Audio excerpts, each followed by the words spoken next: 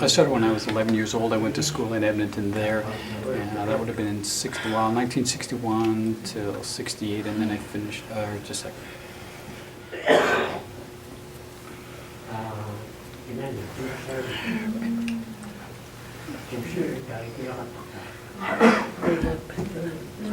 And when I first got there, I was learning the basics, a lot of the stuff from the students, and it took me a while to learn, like, I guess about 3 months to learn the basics, the ABCs, like how to fingerspell and stuff like that. But after about 3 months, I really started picking up the language very, very quickly. So that was great for me. And then 1968, like I said, I was there till 68. Came back home, and then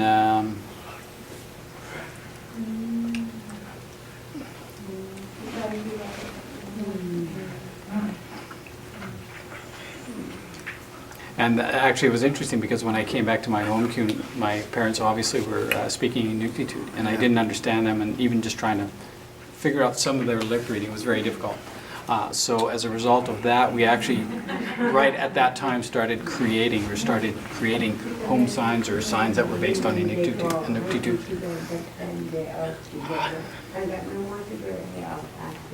I had the same experience when I was attending the Edmonton School for the Deaf, because I just didn't understand the English. That was another process that I had to learn. It's another language.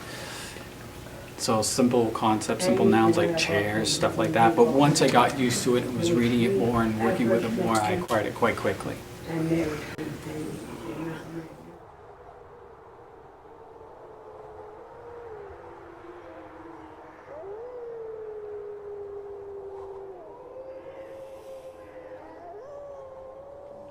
The hearing impaired, the deaf people were finally, we've been waiting all those years, and they said, we need some help, and how can we get some help? And in 2006, we were so grateful when they finally got together, and what they can do, and a couple of great people we know now. One of our favorite people now, Dr. McDougall and Michelle McDougall, who started that project in 2006, and we will forever be grateful. And these children that will be coming up in the future in Nunavut, if they are deaf, they will forever be grateful to Dr. McDougall and Michelle. I know that. I'm never going to forget that, and I will make sure that they be recognized for their work as well. It's important work, and we are truly appreciative that we can finally start getting help for hearing impaired, at least hearing impaired, the deaf people.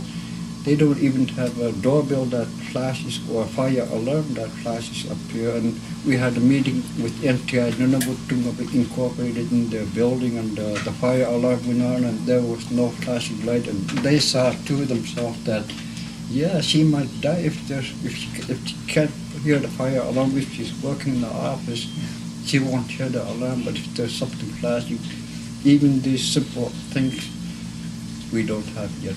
My wife, she's hearing impaired. She went to school for the deaf in Edmonton for 7 years when she was 11, starting when she was 11. And she has all this knowledge that she has from learning sign language, American Sign Language. She always wants to teach what she learned in school for the deaf children or even regular children, so she can communicate with anyone.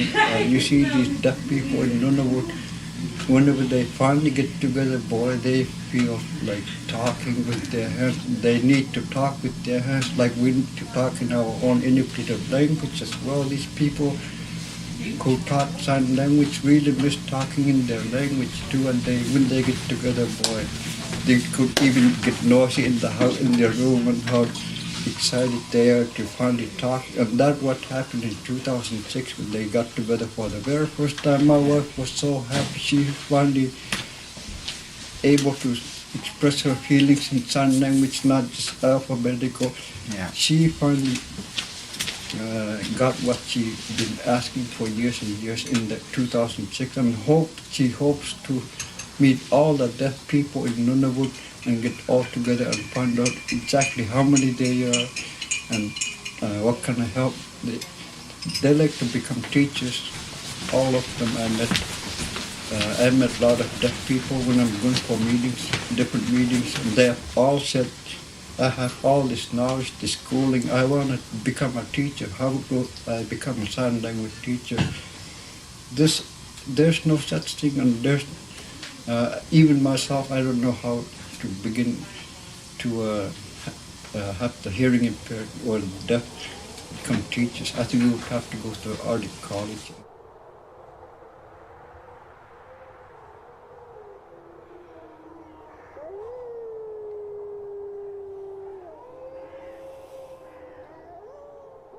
She said when she was about 11 or 12 years old, her younger sister, when she was quite young, she got sick, she got ill, and one of her eyes even turned white completely when she became ill. And she was able to hear and she was able to talk when she was quite small. She was talking away quite a bit too much. When she got sick, she lost her ability to talk. She had meningitis. Later on, they found out it was meningitis. From there, she lost her hearing. When she lost her hearing, she lost her ability to talk, communicate. So, so that happened when she was small. Yeah. So does she remember all this? Yes. Yes, she remembers all. And so where did she go then to? Was the doctor they went to? Khangata shumi tikit khattala daw shumi jawala tel shumi doktor takalaw shumi mat kapi daw shumi daw doktor takuliyaw kami kapi daw shumi tema pijuni daw shumi. The doctors were able to come up from time to time, and there was a time when the doctor came in when she was ill and quite ill, and the doctor gave her an injection, and after that she got much better after that injection. She recovered from the meningitis, basically. Yeah. Yeah. Tamani, Anya, Tamani, Anya, out of the door, by Tamani, we have been I'd like to tell also nito tamani to kasi nito para tayo planis pijuni dilap sa medyo pijuni zaman anak negara yang ketiga katak tigo aku temi ikut kalau semua tak cuma ni pijuni itu kami ane rumah kataman ubang amang ingat juga nama amak sunyo iklumi aku temi tako kami kalau semua jauh ani kami jago tayo niyo ikliman na apa surau semua jauh pijuni kami orang kan terlihat semua kalau when she was ill, she recovered after that injection, and she was starting to feel better. And she always wanted to go outside. She was small, and she had to pack her like they carry babies in a backpack or packing. And if it wasn't her taking her outside, she always wanted to go. It was her mother who took her outside. And she was still able to talk that time after she recovered her illness. And they were living in igloos at the time in the snow houses. And when she went out, she recognized that it was Jacob, her older brother's house. And she wanted to go to Jacob's igloo, and he's passed away now too. But she was still able to talk at that time.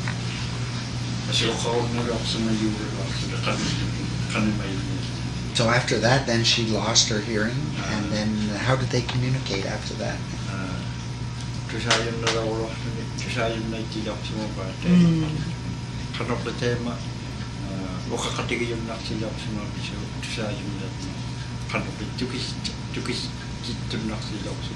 Saya mana waktu kakak tu tigo waktu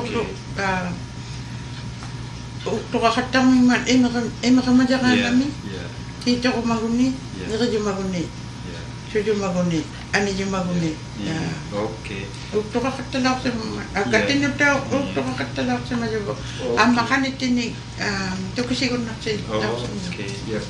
When she lost her ability to talk and her hearing, she was able to social signs that she wanted water or tea. Awesome. When they picked it up, what her signs were, then they started teaching her, you're gonna go get Other cheese to say she wants to go out and pass and stuff.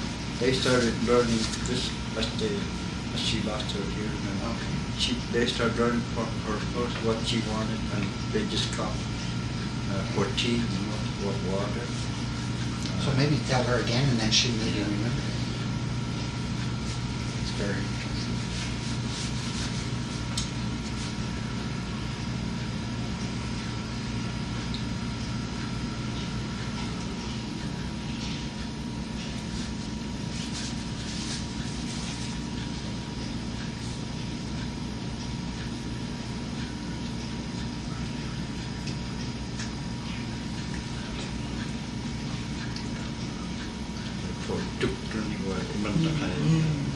Nakalungling. Nakalugsiya ko, ako very na to kalawin mo.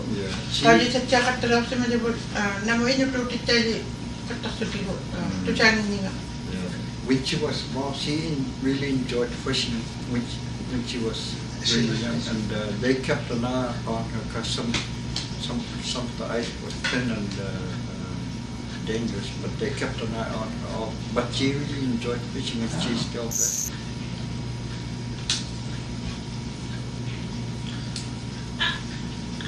She still enjoys fishing. But she remembers she always used to be her ball and chain. So when she was speaking before she got sick, she was speaking Inuktitut. Inuktitut ako nagtarak sa mga yung Inuktitut. O kakayulak sa mga kanimalak sa mga Inuktitut kakatalaw sa mga dati man nali kalunan dito siya katakalak sa kalunan na katangin dito o kakayulak sa mga. Okay, she learned the ability to speak Inuktitut. That's when she lost her hearing, when she was living at the same time. But she wasn't speaking English, it was Inuktitut. No, Inuktitut. But she couldn't hear English before she lost her hearing. Oh, okay, But she was talking in Inuktitut, and that was her first language, actually. So when did she start school? And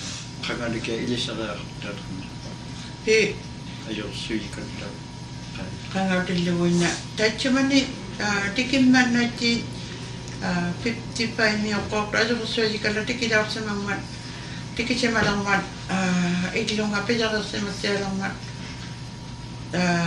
Tama na 56 siya makay 57 mi tama na 50 tama nga ido sa katali daw si medyo. Ano ko siya kala Inuktitut ko kala natin sa ido sa. There was an Anglican preacher or minister who came here, and they built the church and they built their house. After their house was built and after they settled down, he started teaching her Inuktitut and English as well. That's what she was learning. so how old would she be then?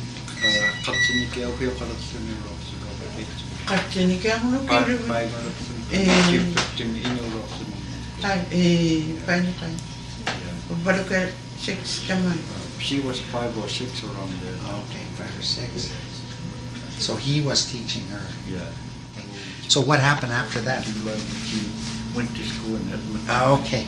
So would she come? How did they feel that she was sent away to school?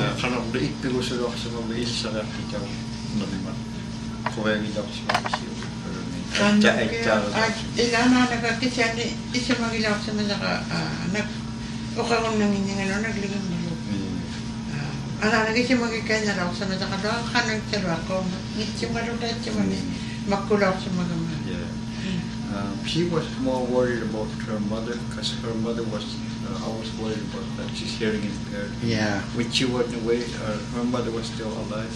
Okay. And she was worried that maybe her mom might have missed her too much. Yeah. One thing that was, she was glad she went to school, but she was at the same time worried. Very worried. Yeah. She might go through all this hardship. Right. They had no idea what kind of school. No. Ikajok daw yakad lang nila kaya mamili nga akto kong naman Buka ko nang tumiglo na ito sa amin tumig. O baraw na kanima hilot pasok na doktor na kanima mo. Aksyo ko na tiyak makaw yung mga kutaman na. Ikadyo ko suwang niya pata. Ikadyo ko kan na tiyak niya katamas ko. Ayong tiyak ka doang mata. Ani ang itsutiglong mata. Ilisi matyak. Naksawang mata doon na ilang inig. Buka ko nakso nila na sila to naksawang mata. Ikadyo ko kan na kanya kataw. She is extremely grateful that finally she said finally there's something for her sister who is hearing impaired, and she's extremely grateful that you're here to maybe help out, maybe do something in the future, but she's extremely grateful. Kano pwede wait kano kinutakaw kayo? Ida, pwede, makuning alon nid, o kakon nakto galon nid.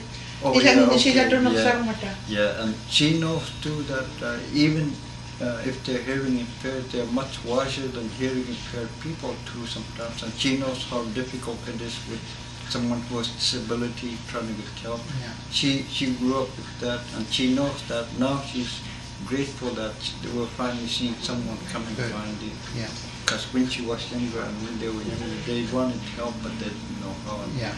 finally, it's time. It's about time that someone finally comes for the hearing Yeah. impaired.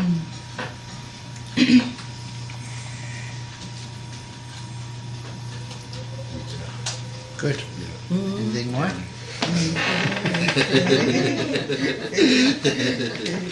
Yeah.